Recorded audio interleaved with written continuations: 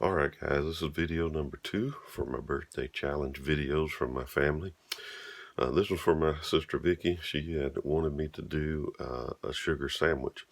And sugar sandwich comes from our childhood. There was a time in our childhood that one of the happiest days is when the box of government cheese came with the powdered milk and the goodies that came with that. So I say that to let you know there was a time in our childhood when we're really poor, and there were some desperate times.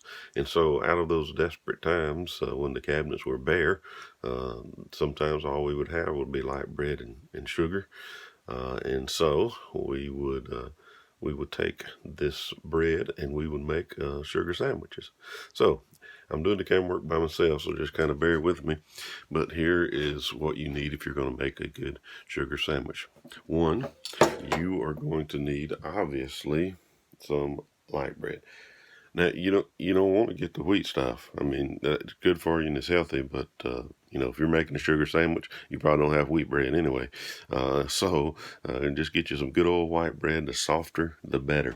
And then the next thing that you need if you're going to make sugar sandwich is actually sugar and something to dispense it with.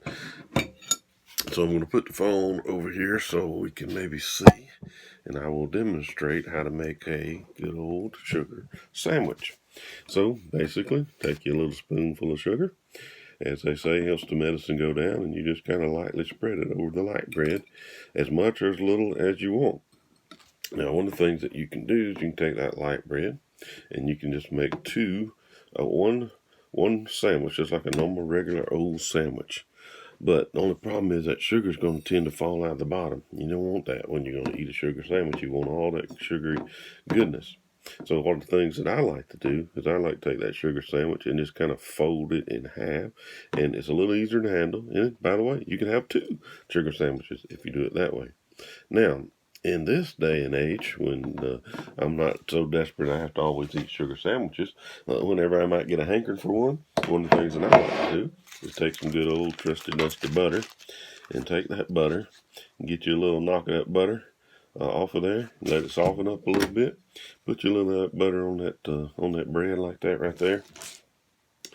Put, again, as much as you want or as little as you want. And again, I know butter's not good for you, but hey, sugar sandwich is not good for you either. So if you're in this place, just don't worry about if it's good or not. As far as healthy wise, just go on and enjoy it. So you got your sugar on your sandwich, and then you just take that butter and that bread and you put that stuff together right there.